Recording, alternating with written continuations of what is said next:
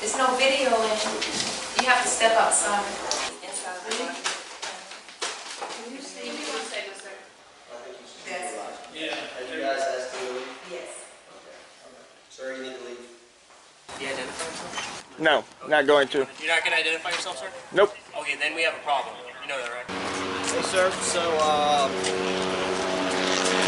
post office, they did whatever post office people do, right? You talk to whoever. They said they don't want you trespassed anymore. However, our supervisor just pulled up. You're more than welcome to speak to our supervisor. Let him know the fabulous job we did today while serving you as a public servant. Welcome back, everyone. My name is Jennifer Molesky. This is not my YouTube channel. Today we wanted to discuss a very common form of First Amendment audits. You've seen them everywhere, but this one is brought to us by Rogue Nation. Rogue Nation is a sponsor of the website firstamendmentauditing.com, a resource for auditors and others who may be interested. So what is a First Amendment audit? Well, to fully understand it, we need to first look towards the First Amendment of the U.S. Constitution. It states, Congress shall make no law respecting an establishment of religion, or prohibiting the free exercise thereof, or abridging the freedom of speech, or of the press, or of the right of the people to peaceably assemble, and to petition the government for a redress of grievances. A careful reading of the First Amendment reveals that it protects several basic liberties: freedom of religion, speech, press, petition, and assembly. Today, we're most interested in the protection of the press. First of all, credentials are not needed to be considered press in the context of the First Amendment. That's right. What exactly is a press pass? Are they legal documents? What government agency issues press passes? The answer is no government agency issues press passes because the press has no special access to information that is not available to the public. That's us.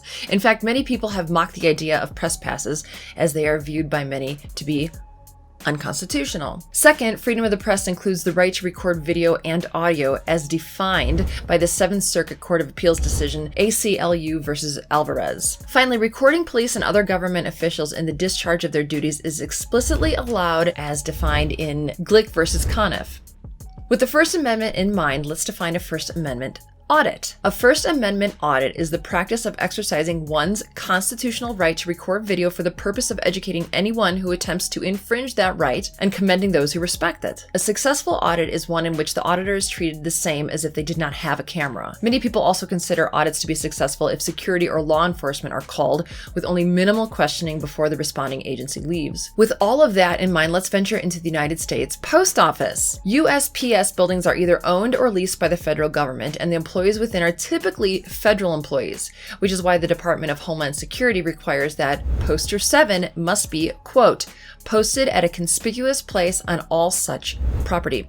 So what is Poster 7? We often hear auditors refer to it. Here's why. Poster 7 is the rules and regulations governing conduct on Postal Service property. The important part of Poster 7 for us is this section: photographs for news, advertising, or commercial purposes. Photographs for news purposes may be taken in entrances, lobbies, foyers, corridors, or auditoriums when used for public meetings, except where prohibited by official signs or security force personnel or authorized personnel or a federal court order or rule.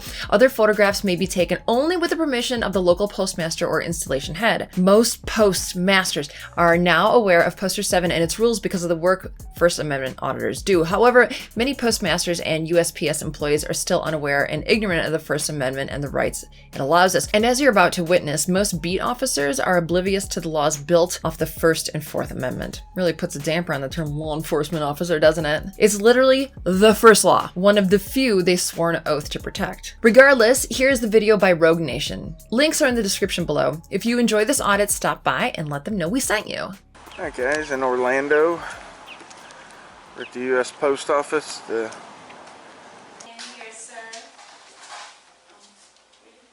no video in. You have to step outside. Now. Huh? You got it. Do I need to stretch it out the back? Yeah. Okay. Thank you. Yeah. What's he doing? Or why is he?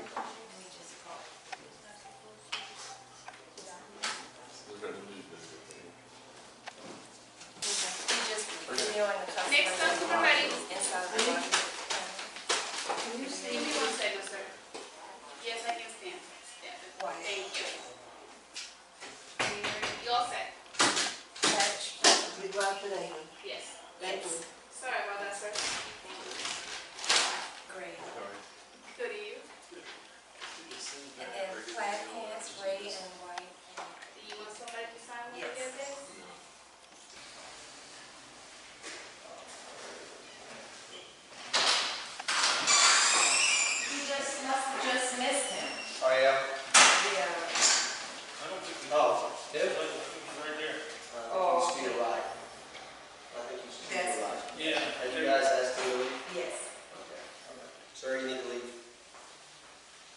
Excuse me? You need to leave the property because the post office has asked you to leave. For what reason? Well, it's trespassing, so if the post office employees have asked you to leave, you need to leave because you can be arrested for trespass after warning since you've been asked to leave the property. Okay, and anybody could ask you to leave public property? The people that work here, yeah, they can, because they're actually, they pertain to this building. Yeah. Right, absolutely. Like you guys can trespass somebody from a park, but can you just roll up on somebody in a park and ask them to leave? Well, that's all depending. There has to be a crime. Yeah, if the park is closed, then yes. Right. But, Is or this- if they're breaking some type of other city ordinance related to the park, then yes, we could. Is this a public lobby?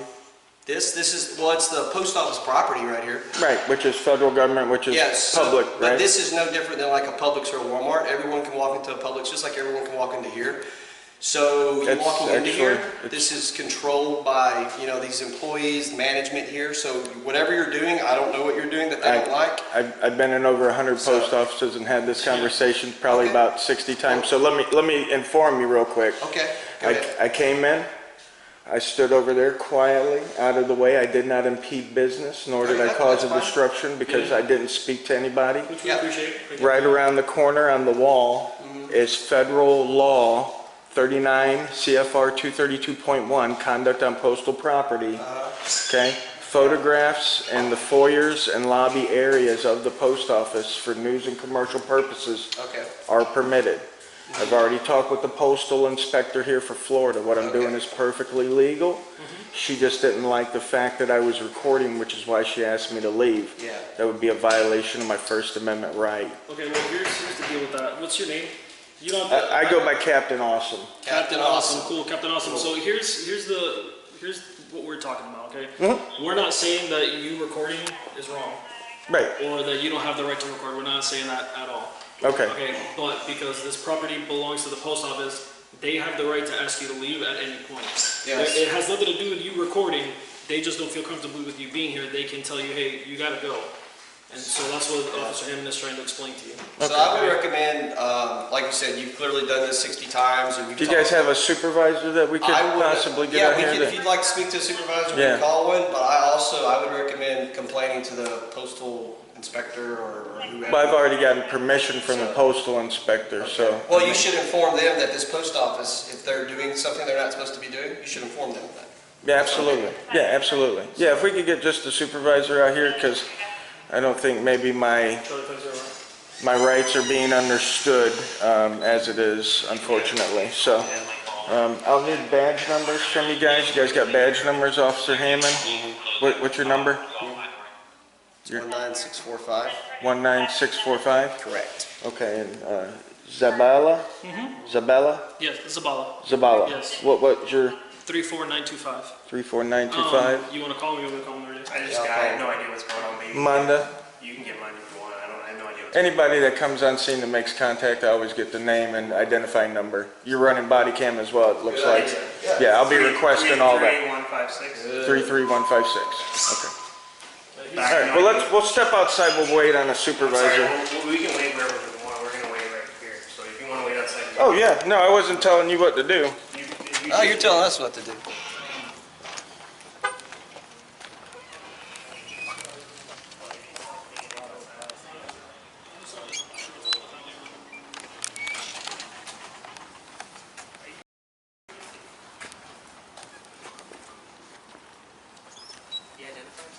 No, not going to. Yeah, I'll get that in a second. I'll get that. You're not gonna identify yourself, sir? Nope. Okay, then we have a problem. You know that, right? Yeah. What's the problem?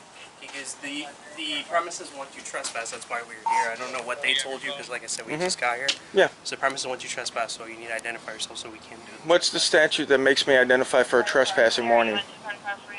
You're on private property right now. No, I'm not, sir. This is federal property. It's public property. Get a supervisor, please. They're coming. Okay. We have an individual requesting the supervisor of the post office. You're gonna keep filming me. Come down here and film this. It's a nice Mustang.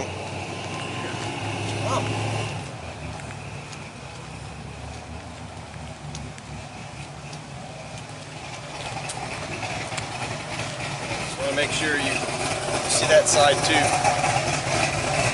No loitering? Loitering. Yeah, I know all about loitering. I'm sure. Loitering is standing around someplace with no purpose.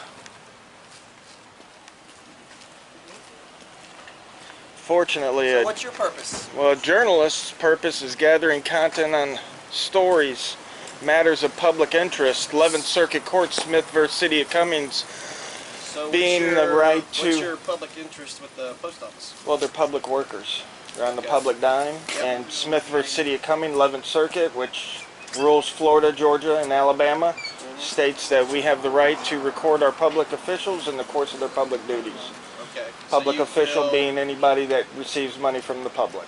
Okay, so you just felt like coming to the post office to I record do it the every workers? day, all day for the last 2 years. Over 500 state buildings in Florida, Georgia, and Alabama. Oh man.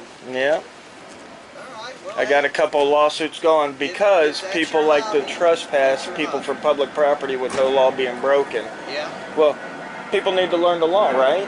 Right? People need to obey the law. I love the law. Well, yeah, but the law's good. I love the law. I obey the law. And I want to make sure that everybody else starts obeying the law as well. Yeah. Okay.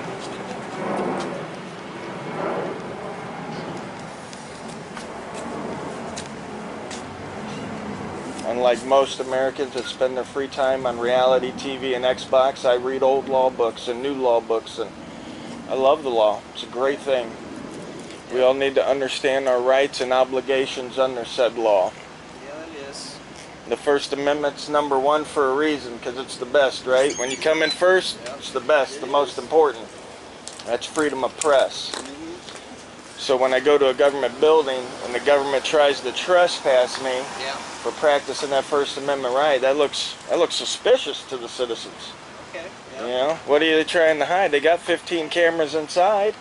Yeah. What's my camera going to do that those 15 ain't? It's suspicious. Yeah. Plus, Like I said, you know, in this they never day and said anything age, to us about you recording. huh? They never mentioned anything about you recording. Why'd they say they that's wanted the- me to that's the leave? reason why they told you to leave. Well, why'd they tell me they wanted me to leave? Because you're making everybody uncomfortable, I guess. How do I make people uncomfortable? Listen, man, we That's just not, man. I we don't get the know. calls from I'm just service. telling you what we got. And besides that, unfortunately for them, there's no uncomfortable law on the books. You know, you guys ain't the comfort police or the feelings police. You're law enforcement. If I haven't broken the law, you really have no authority over me. Hey, sir. So, post office, they did whatever post office people do, right? Talk to whoever. They said they don't want you trespassed anymore. However, our supervisor just pulled up. You're more than welcome to speak to our supervisor. Let him know the fabulous job we did today while serving you as a public servant. Sure, absolutely. Their manager. They still there or is she gone? No, she's still in there. I'll be with you in 1 second, sir. Yeah. I just want to take me sure because she has your keys.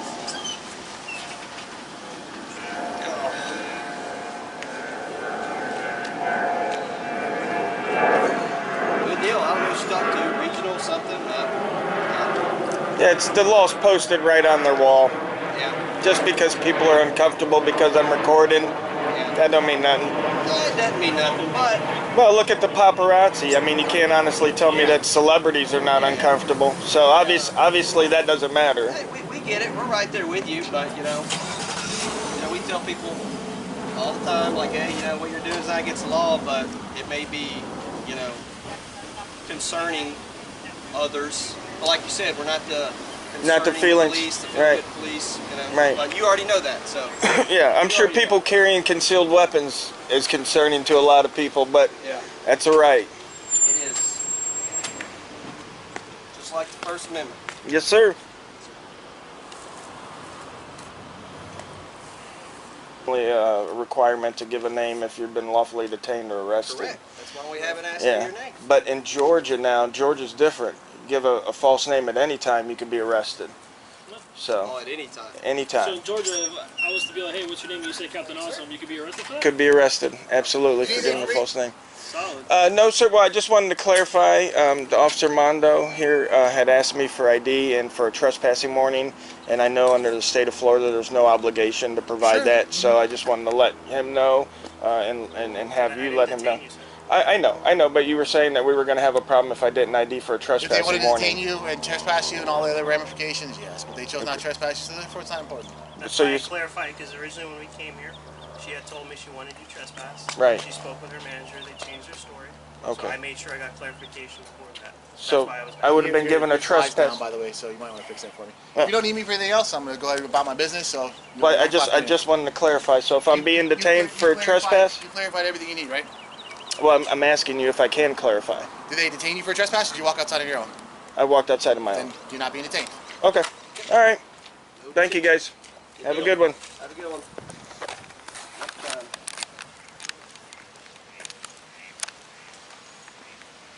That concludes our lesson today on just one small portion of the First Amendment and 1A auditing. Remember to pay Rogue Nation a visit and pay him the respect he deserves. If you're new here, be sure to like and subscribe, or share. Whenever I ask for something, I feel like I need to talk in a voice like this. Don't you, Miss Lackluster? Thank you for all your continued patronage. We'll see you in the next one.